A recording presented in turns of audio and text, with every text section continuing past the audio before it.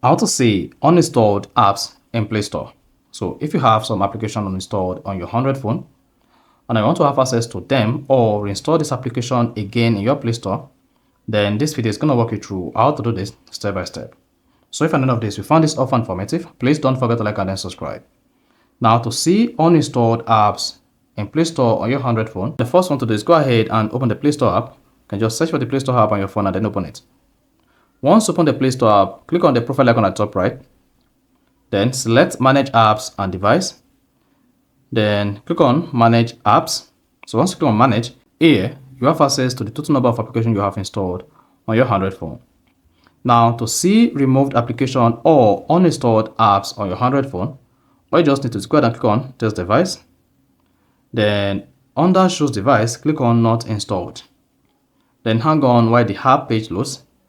And once the apps page loads, then here you have access to all the applications you've installed on your Android phone and then removed.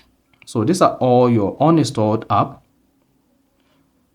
like this. So you can also check games.